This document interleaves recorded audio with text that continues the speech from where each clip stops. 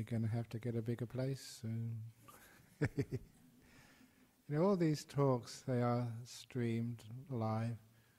We always have problems with getting enough bandwidth on the internet, and always problems with the technology, but it's wonderful to know that if you can't come here on a Friday night, you can always see this live at home, and many people watch these Friday evenings all over the world, literally. And even in places you're not supposed to watch them, like in Iran or Afghanistan, I'm not sure where. It's wonderful to have that opportunity. And in these talks that I try every Friday evening to have, to use the Buddhist principles, to try and look at problems which we all face in our daily lives. So that this is not just a dead, dry sort of teaching of Buddhism, it actually works and how it works. For example, that every time I teach a meditation retreat, or just do some meditation, just like now, just beautiful, peaceful meditation, I didn't want to come out. Sometimes people, when I teach them, say, yeah, it's okay when you meditate, but what happens when you go into the real world? Which I say, what do you mean? Meditation is the real world. The world which we happen to experience after we come out, that's called a fabricated world. It's not real at all. Is it real? Look at your wife in the morning before she's got her makeup on. What's real, what's not real?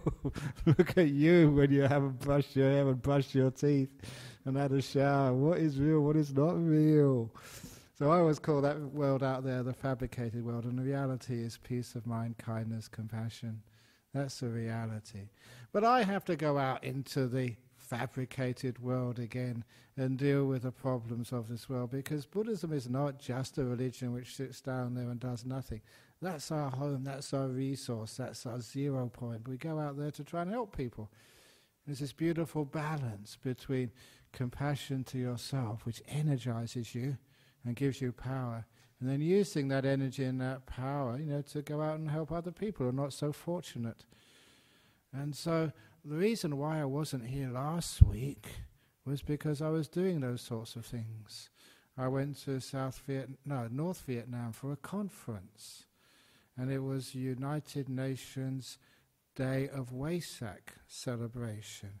In 2009, it was the Sri Lankan ambassador to the United Nations in New York requested that this Wesak celebration, which we're going to hold here on Sunday, become like basically an authorized United Nations holiday. Buddhism, one of the big religions in the world, it should be recognized. So from that time on last Tuesday, Wednesday, depending on which day you took Wesak to be, they would have had a little ceremony in New York.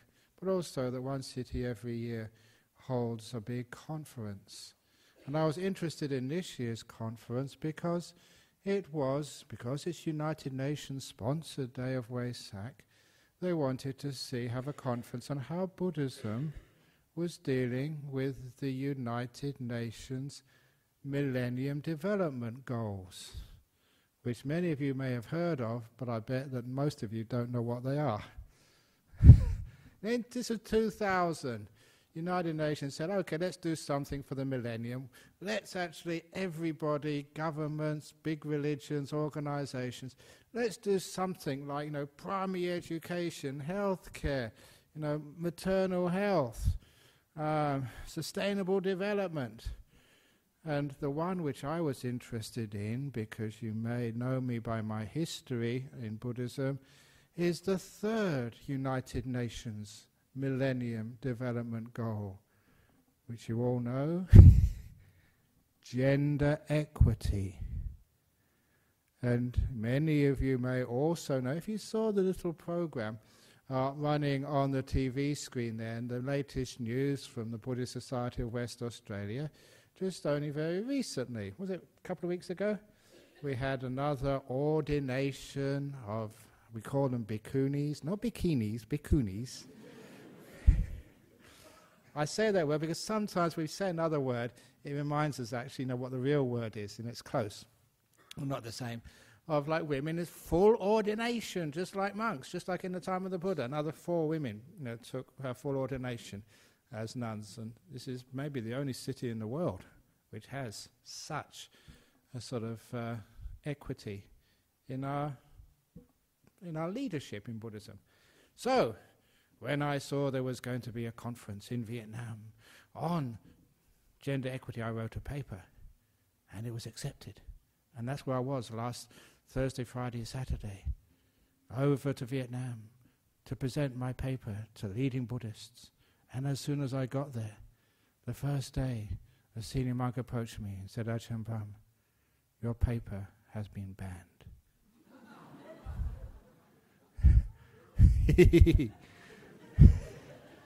Oh, that way I could have been with you, having a nice Friday night talk.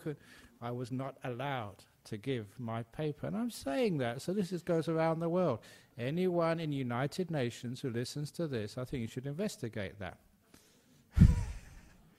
This was supposed to be how Buddhism is dealing with the Millennium Development Goals. Number 3, there's only 8 of them, is actually trying to get gender equity in this world. Everybody knows it's really unfair if anybody is discriminated against because on the grounds of things like their gender, their age, their race, their religion.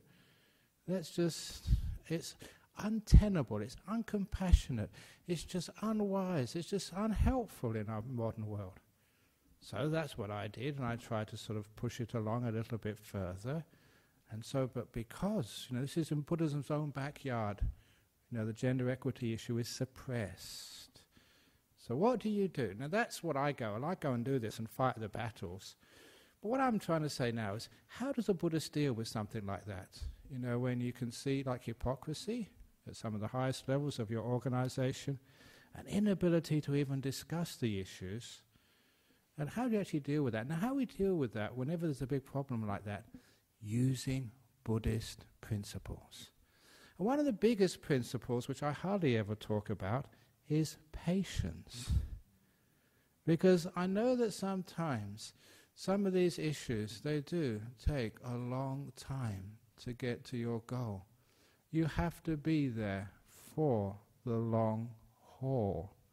It does take time. And your job is to keep pushing and pushing and pushing and never give up.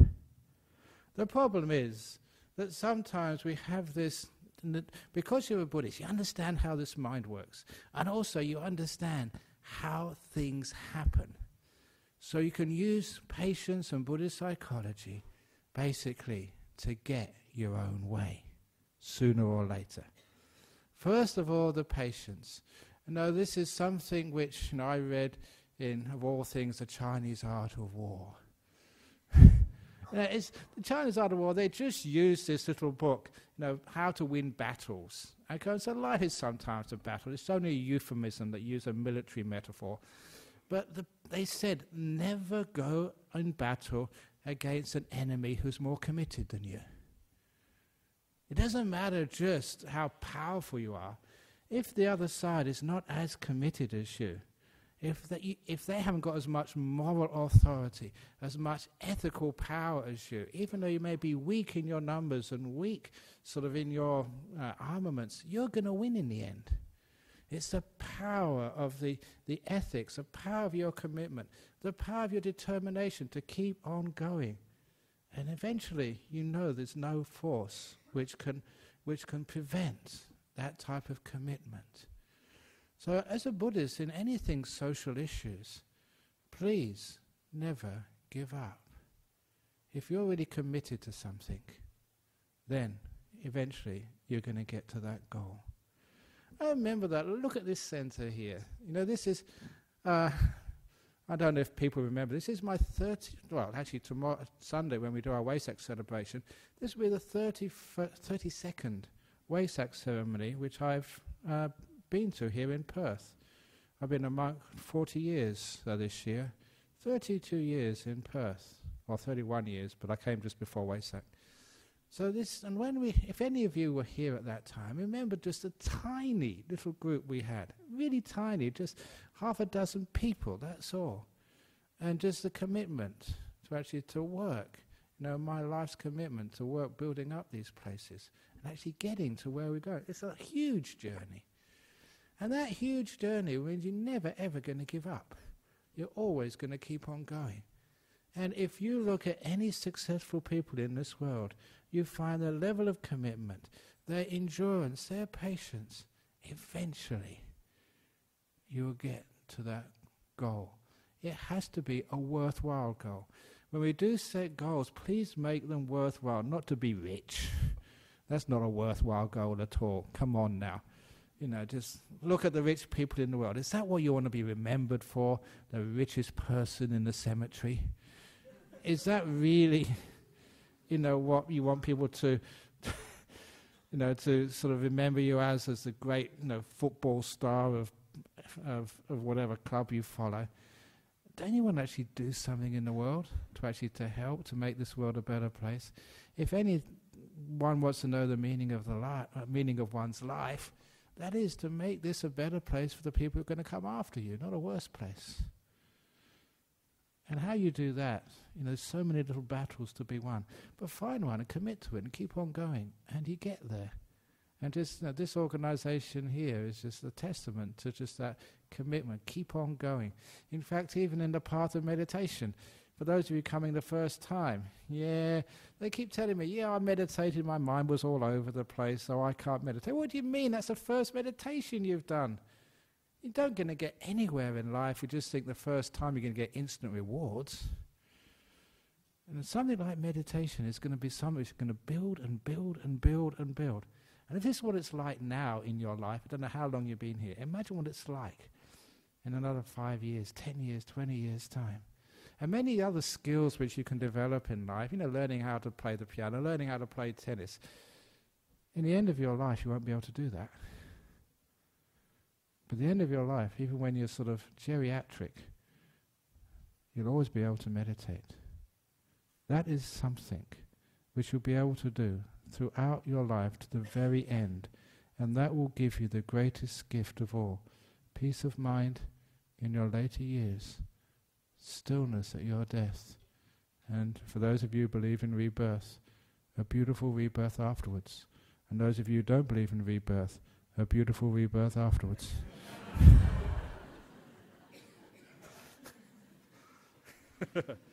So this is actually what happens. That's why it's really good to commit to something which is really, really worthwhile. So there's many, many things. Sometimes people ask, Ajahn Brahm, you should be fighting this cause, you should be fighting that cause. But we can't fight every war on the planet. So that's one thing which I was really fighting for gender equity. And, and we're actually leaders in that. But when you get frustrated, be careful. Frustration is not a good Buddhist response to things. Because as soon as I was told, no, you can't present your paper, that was the first thing. Why? This is unfair. You can't do this. This is United Nations. I'm going to protest. Come on, that's not how a Buddhist works. A Buddhist is much more sneaky.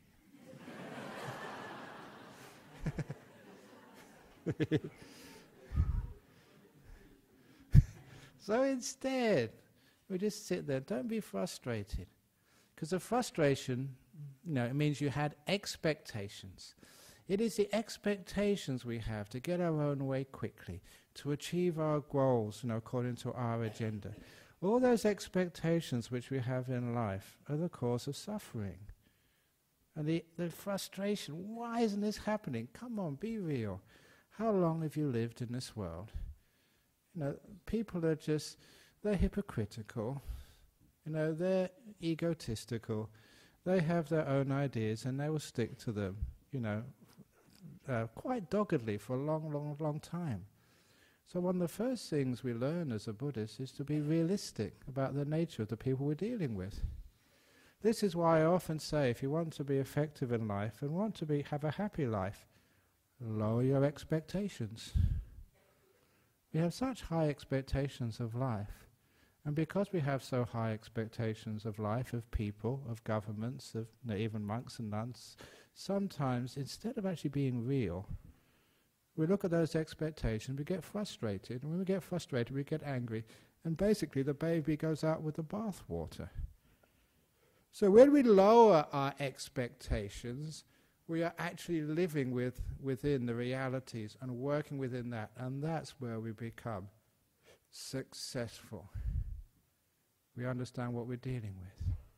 And when these sort of obstacles happen to you in life, you don't give up.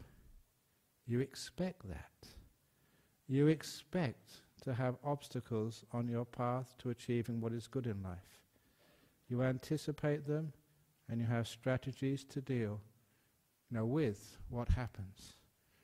So, I was stupid there. I should have expected that. You can expect anything in life. You can expect when somebody rings you up and says, "Oh, your friend has just died." How many times has that happened? And people think, "What happened? They're dead. That's something gone wrong." That's not correct. If you'd actually looked, at the agreement before you were born, at the contract, you would have seen there was a clause in the contract before you were born that you can die at any time, in any place, for any reason, at any age. So stop complaining when it happens to you. There's a contract, for goodness sake.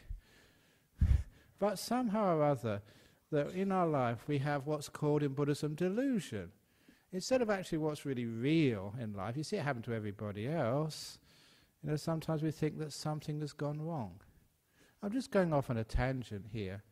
But this is a very beautiful simile which somebody told me, which I often bring out, when somebody young dies. It was a simile of the leaves on a forest.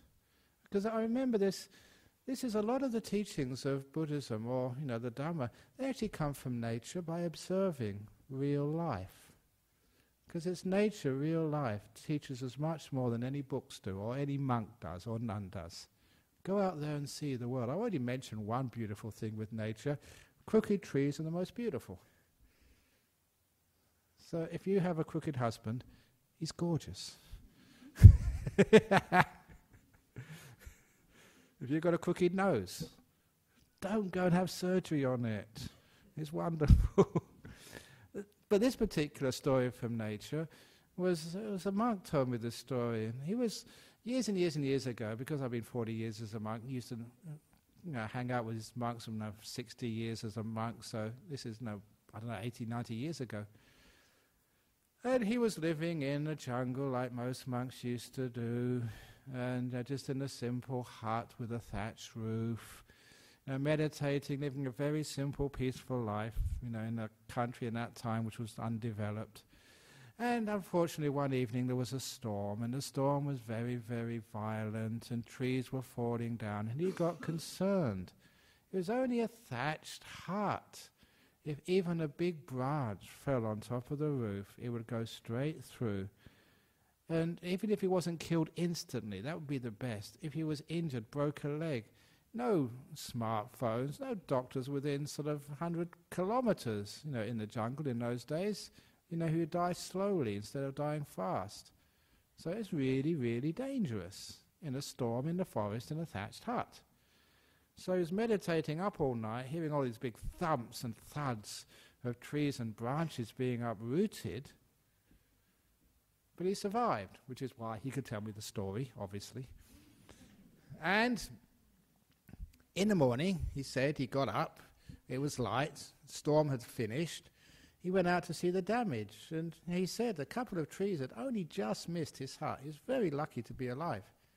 But what took his interest, which was the heart of this anecdote, were the leaves on the forest floor. Because most of the leaves which lay dead on the forest floor were old brown leaves, which had lived a full life on the twigs and branches. But amongst those old brown leaves, there was many yellow leaves. You might call leaves of middle age. And there was many green leaves as well, young leaves. And he even saw a few leaves which was that bright green colour that you'll recognize if a leaf has only just sprouted forth that very day. They too lay dead on the forest floor because of the storm. He looked up to see what leaves were left, and as you expect, mostly green leaves still alive on the tree.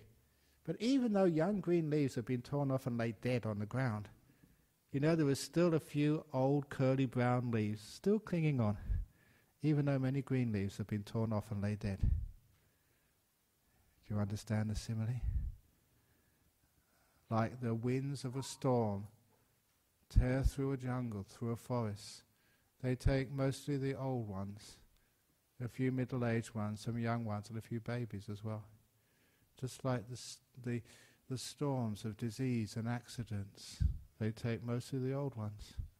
And even so, even though some young ones die, there are still some old curly brown leaves, and some of them are sitting here. Still clinging on, even though the young ones die. So they understand from that nothing has gone wrong. That's nature. Nature is teaching us something there. That nothing has gone wrong. You can't get frustrated. Getting angry is misunderstanding the contract of this life. And it's the same with just people's stupidity sometimes. I remember as a student reading Voltaire, this great French philosopher. And one of his quotes, which I will never ever forget, and I bring up every now and again, because I was studying maths and theoretical physics, the only way, Voltaire said, the only way you can fully comprehend the mathematical concept of infinity is to start thinking about the extent of human stupidity.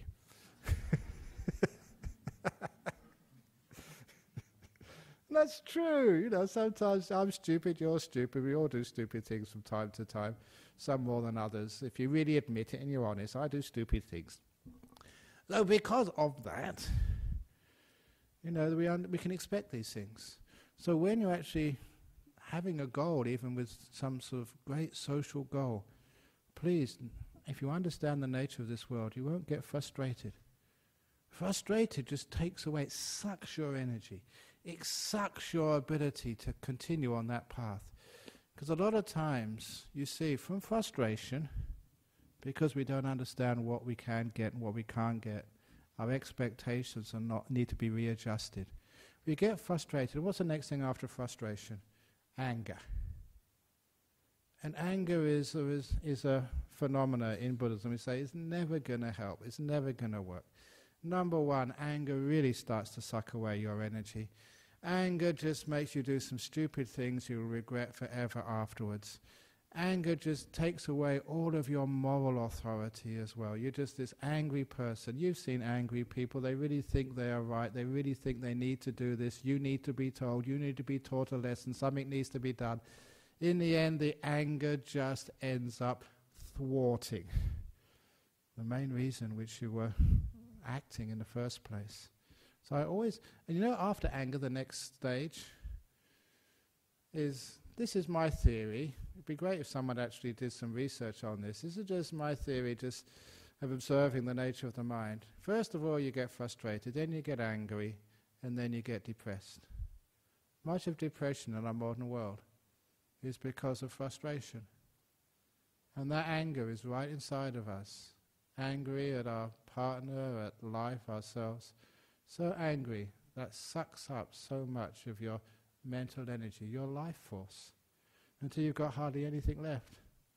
You fall into this hole of depression, and it's so hard to get yourself out.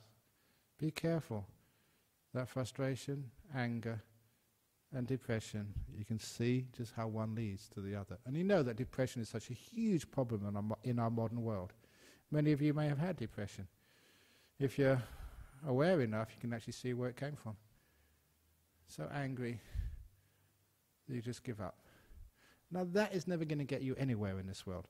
So get rid of the idea of frustration. This is what you can expect. And instead you can start being sneaky. And the sneaky part of this is to know that, number one, you keep going.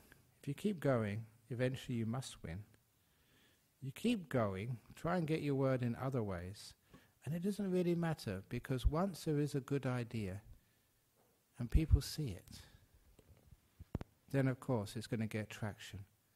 You all know that if a book, unfortunately, it's usually pornographic books, if a book is banned, it becomes incredibly popular.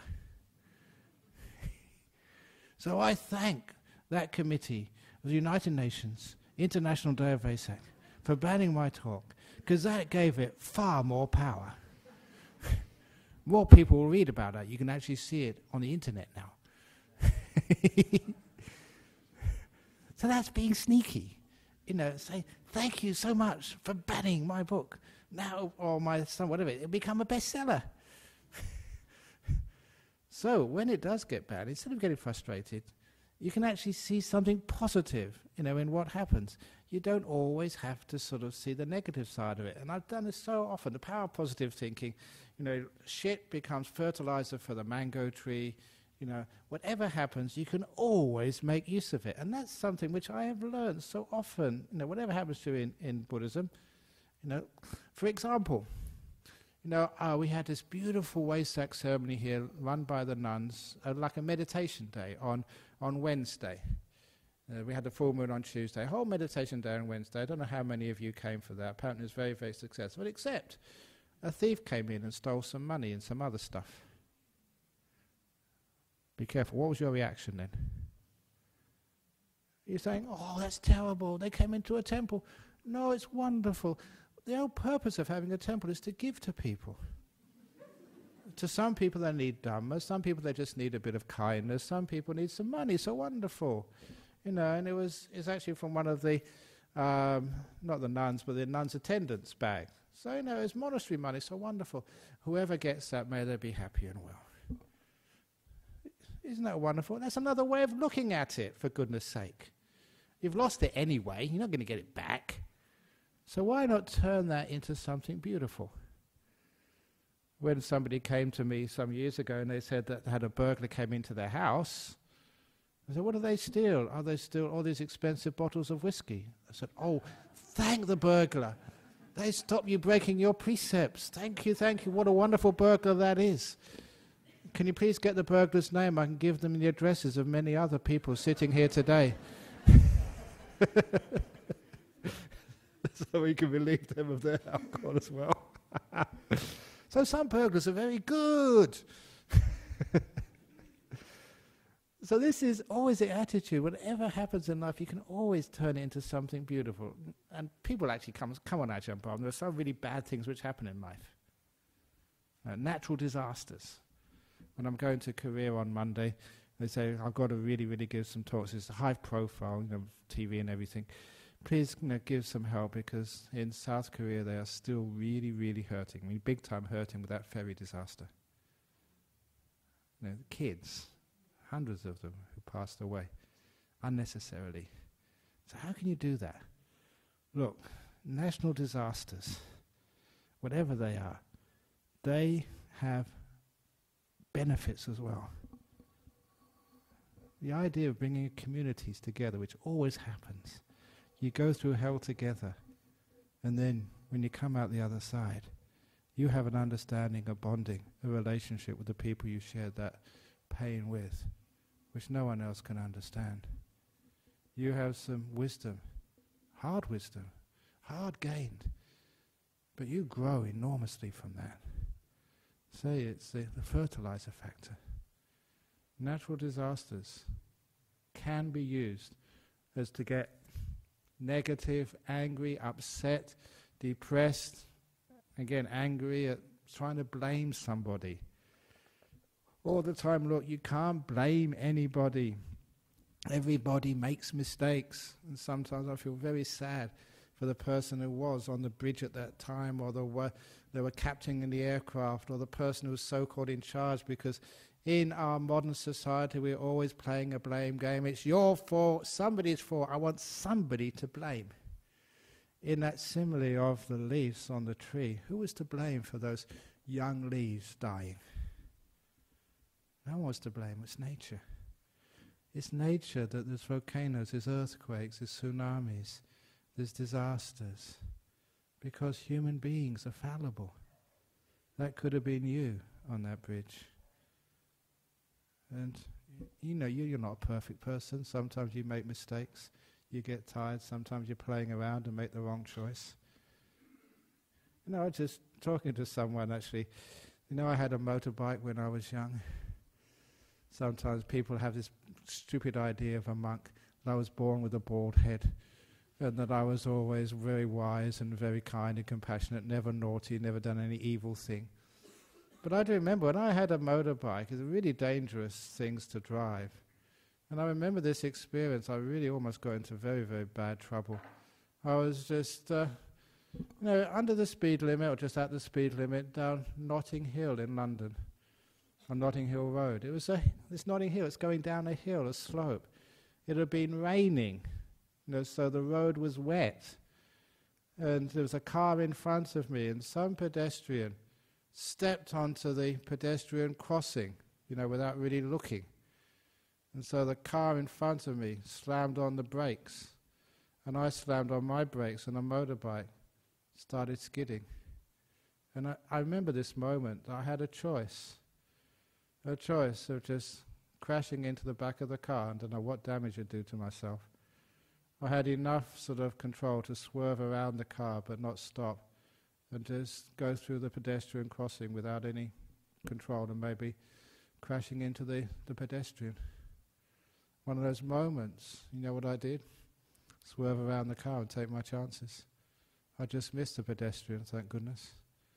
It's really scary. Sometimes I made a choice. I could have been in jail for that if it didn't work out. You make mistakes sometimes. You're in these situations which, you don't make yourself, and there you are, you make a split choice. It's so easy to make a wrong choice. I was lucky. You've probably done things like that. Lucky that, you could have, done something which has got you in jail for a long time and just that's ruined everything. So don't be ever critical of people who make mistakes, because that could have been you. And anyway, I remember that time, and I remember just it's so hard to judge and hard to judge anyone. And so why do we keep blaming people? The blame game is something which will never help at all. And that's not part of Buddhism. No blame, no guilt. Acknowledge, forgive. Forgive means no blaming. And we learn from this. So something like a disaster like happened in Korea, acknowledge it happened. Please forgive. Because only when you can forgive, this is another thing. When you can forgive, people can actually tell the truth. They're not afraid of telling the truth when they're not going to be put in jail. Why did it happen?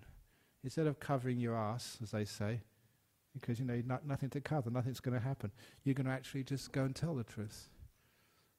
All fear of punishment is what drives the truth underground. Well, we can't learn. And when we don't learn, the thing happens again. So when these mistakes happen, these are learning times, growing times, so we can make things more safe, more understand what goes on and why it goes on, and make sure it never happens again. And surely that must be the real meaning of something like that.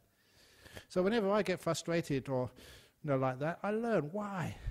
You don't blame anyone, but you learn, find out why, and do much better next time.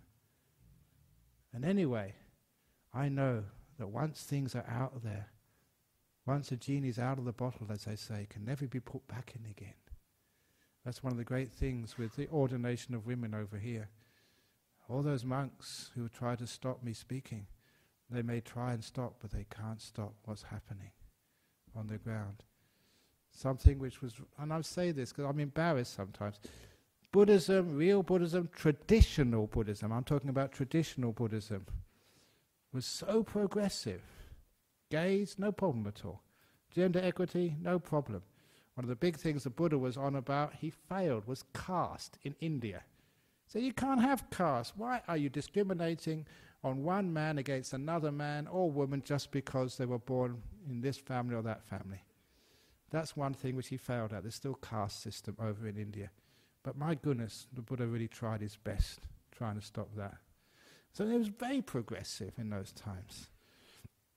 gender equity and stuff. So that was traditional Buddhism, and so you get a monk like a Western monk who knows what they're talking about and understands these things, and this is what we're teaching over here. This is traditional Buddhism. I gave a talk at UWA some time ago, about a month ago, and some of the students there said, oh, that's progressive Buddhism. I say, no, that's traditional Buddhism. What, traditional Buddhism? I thought tradition was conservative and backwards. But you look at, come to the sutta classes. This is traditional Buddhism. The backward stuff is only what's happened over the last 400 or 500 years, where culture has come in and just messed up what was original Buddhism. So, because it's traditional, and because it's obviously ethically right, it's a force which can never be stopped.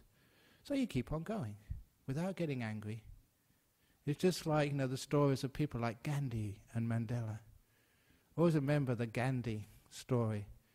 There was, actually that was one movie I did see, because somebody showed it to me here. It was actually, they're not here, Sanat Dittisira sort of showed it to me, because this is a story you as a Buddhist monk should actually see. I remember when he was with the Brits, there's my ancestors. That's why I have to go over to Asia very often, to places like Malaysia and Singapore, to undo the bad karma of my ancestors. They're not such bad karma, they did lots of good things as well, I'm only joking. But I remember the point there, and this was, when the British Raj, this was the biggest empire in the world at the time, before the Second World War, and then the British Raj, and this guy, Gandhi, came in rags, and just with all these big, army generals of the British Raj having a meeting about what's going to happen in India. And they say, you're never going to be able to fight us. And Gandhi said, well, I don't need to fight you. You are going to walk out of India without a gunshot.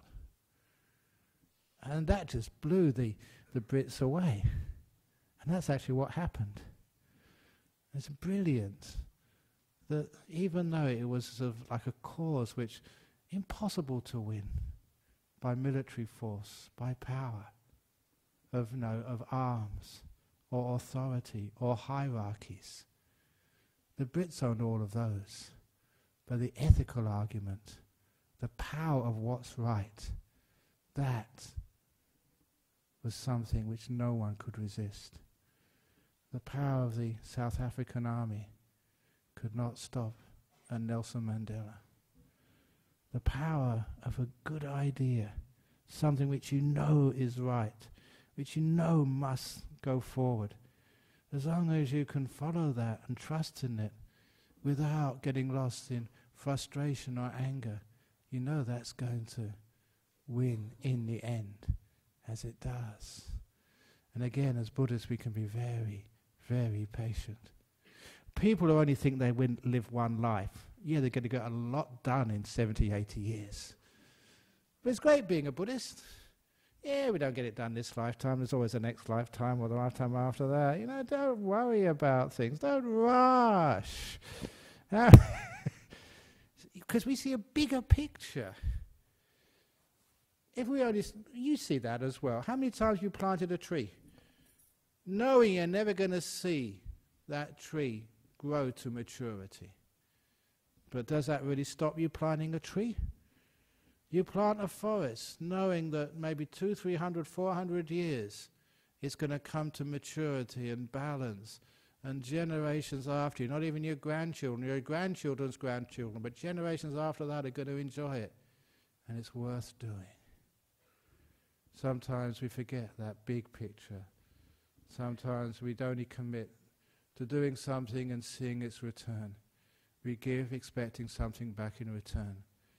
Buddhism, we just give, expecting nothing back in return. Let somebody else enjoy the fruits of my giving. I won't be here to receive it, but it's still worth doing.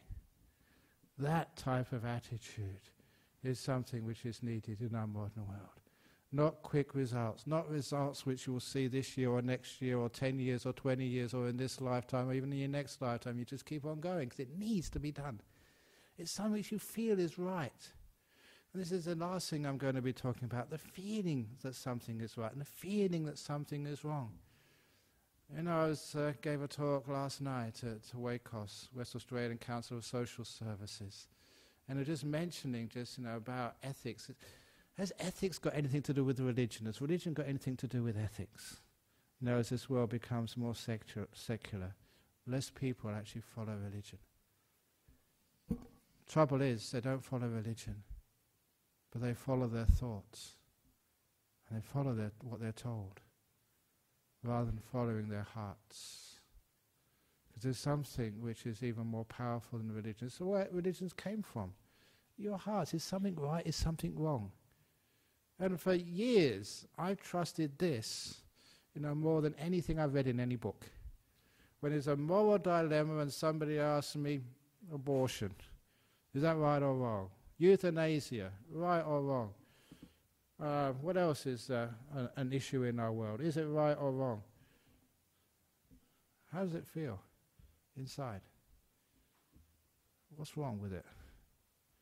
In here you get the answer, not in your books. And it's because of that I told last night, I say it here again, never allow your learning, your religion or your culture to stand in the way of truth. Okay? You're learning, or you've been told. This can't be right, because I've been told that it's wrong to be a homosexual. My religion said it's an abomination. The Buddha said, you can't have euthanasia. It's Wesak Day soon, also celebrating the time the Buddha passed away. Did the Buddha commit suicide? Straight away, traditional Buddhists say, of course he didn't. Buddhism don't do suicide. And I do this to stir people up. The Buddha ate meat, some pork. Didn't he know what he was doing? Didn't he intentionally eat that pork knowing it would kill him? Isn't that suicide?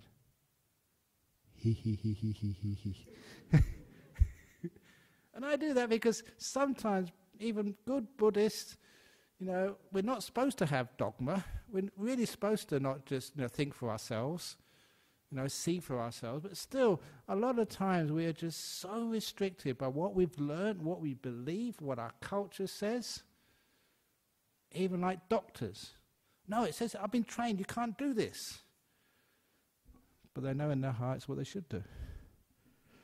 I can't say that. That story I told a couple of weeks ago, when this lady who'd been brutally raped and came to me for counselling. When she told me what happened to her, I told her, you're so lucky to have been raped. How the hell can a monk say that? You're not supposed to say that. That's wrong to say that. But I did say it, and it worked. You can listen to the talk why that worked. I've said that many times, that particular story. That was an occasion when what my culture taught me, what I learned, what I was in the books, what religion, what common sense said, I pushed that all aside. And I let truth come up. Never allow your learning, never allow your religion, even Buddhism, never allow your culture to stand in the way of truth which you feel in your heart. That's your ethical compass. And I can get onto that very easily because I've been meditating for 40 years as a monk, about 5 years before that. I am aware, I know what goes on in my mind, I can feel it.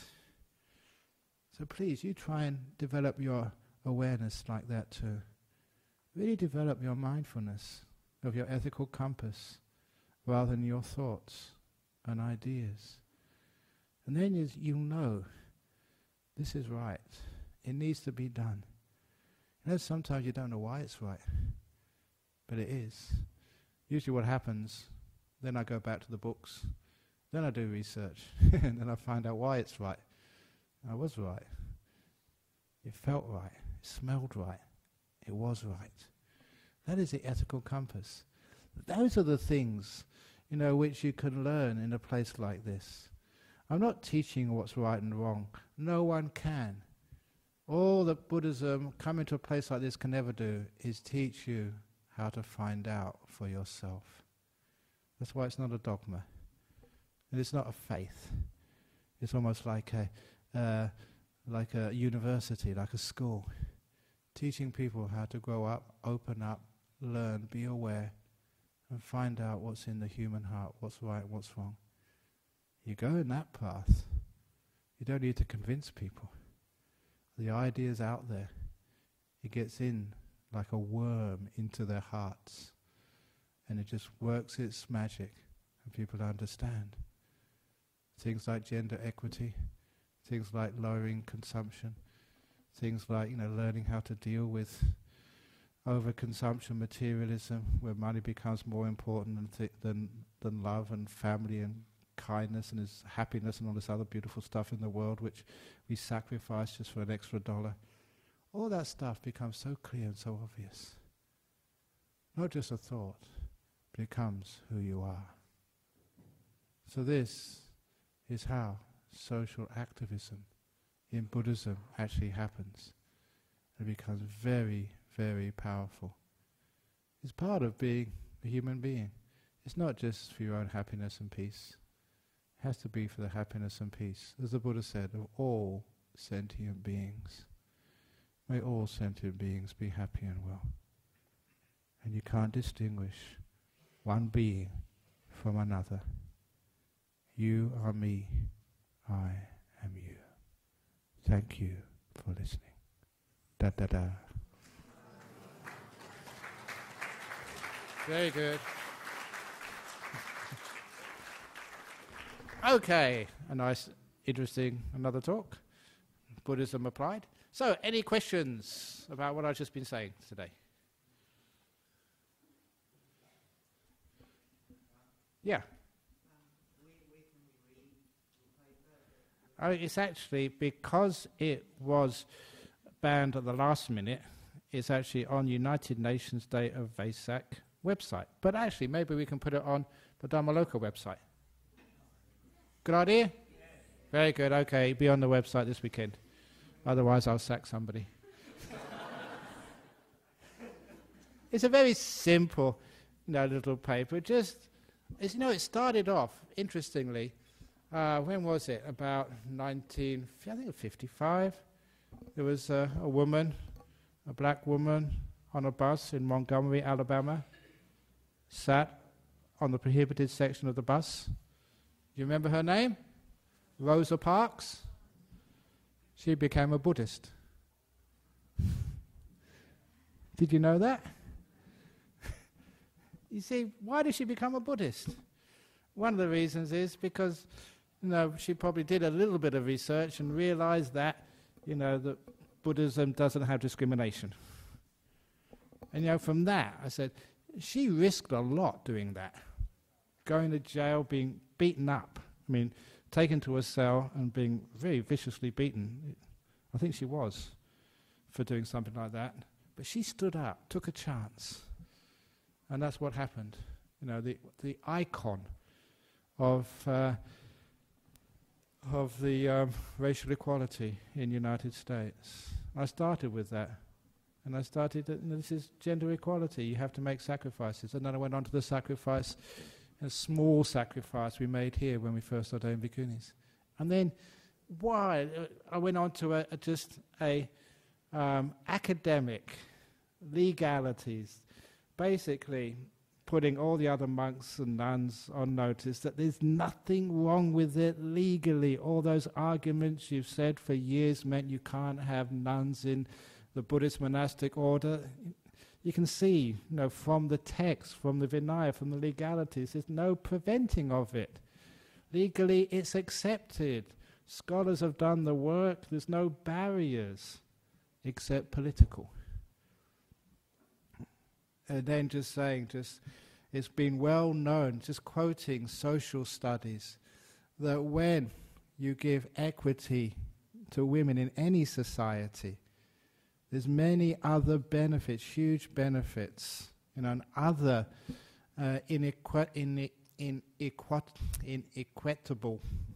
unequal, parts of society, violence, child abuse, I forget all the other sort of social indicators. It has a huge flow-on effect when you give equity to women in leadership roles. there is a glass ceiling. Not a glass ceiling in the monastic order. It's not even a ceiling. They're not even in the room yet. It's a glass door. They can't even get in the room, except in Perth.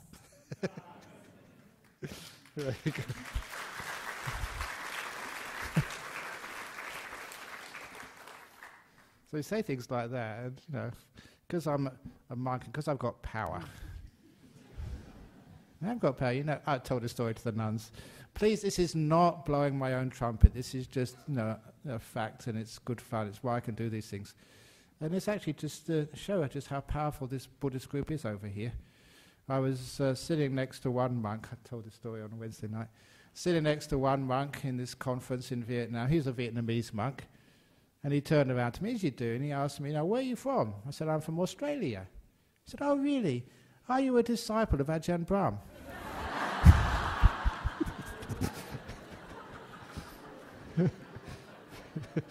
And of course, you know what I said next. I am Ajahn Brahm.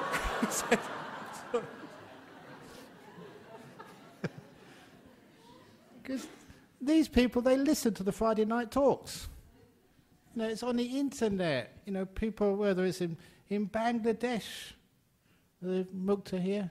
In Bangladesh, they've started in Bangladesh. They've got many Buddhist monks there. They've been mostly staying in the cities. Now they started forest monasteries. The forest monastery tradition is really taking off in Bangladesh now. Guess who's their teacher? They all come to take photographs. Ajahn Brahm, because they get it on a Friday night here, or a Saturday afternoon. All the stuff which you give here, it's just all that little camera on the back there, that actually goes much further than you'd ever expect. And these are leaders of Buddhism for the future. So, big round of applause for the web people.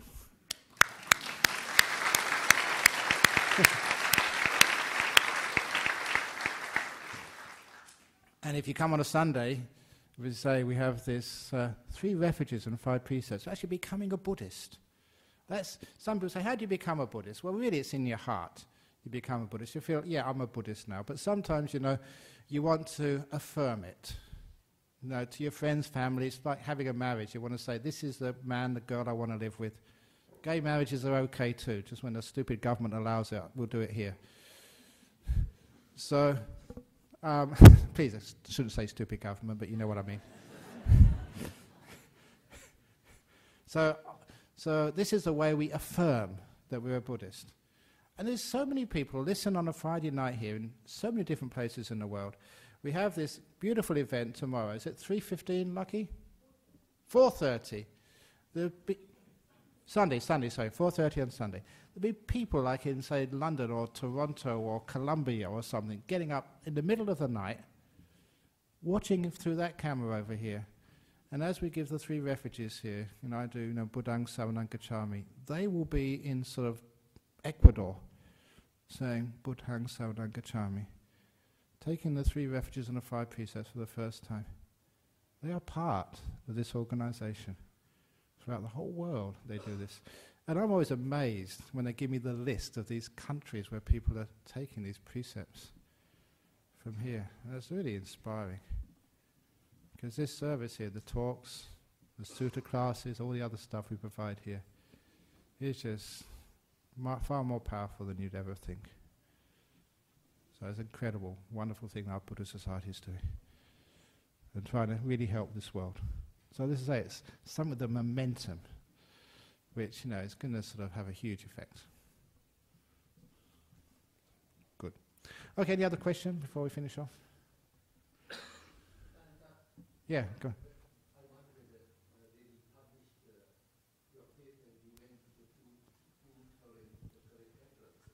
Yeah. I don't know if they have done it in the UN, but if you know anyone in the UN, please, you just do a bit of stirring. If anyone watching here, the United Nations has given their name to this group of conferences, and there you are, having somebody whose theme was gender equity, and they're suppressing discussion of lack of gender equity in their own backyard. That is unacceptable. The Catholic priesthood not having women priests, at least they can say, well, they haven't got any legal justification, it's their tradition. Buddhists can't say that. It has been our tradition from the very earliest times to have equity, to have women in all levels of the Sangha, of the monastic order. And you can criticize Catholicism for that, criticize Buddhism for it. Even in your country, in Sri Lanka, there are the country of your birth, sorry. Sri Lanka, there are bhikkhunis, but they're not acknowledged, they're not respected. That's not on. Traditional Buddhist country, you're supposed to be. No, Sri Lanka always looks upon itself as a guardian of true Buddhism. Okay, let's leverage that. True Buddhism has female monks. Guard them. There's a question over there somewhere. Yeah, what did you want to be when you were a little boy? What I want to be, well, it depends on how early I go. First of all, a train driver. Later on, when I was at school, okay, I'm being honest now, being the best lover with heaps and heaps of girlfriends. That's what I want to be. It never worked out.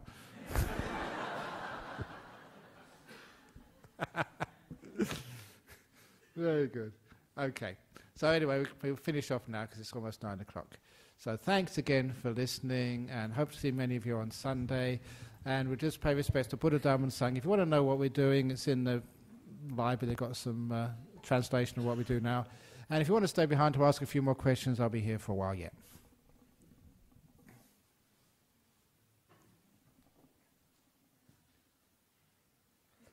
Arahang Sama Sambuddho Bhagava Buddhang Bhagavantang Abhivademi Suvakato Bhagavata Dhammo Dhammang Namasami Supatipano Bhagavato Sawaka Sangho Sanghang Namami.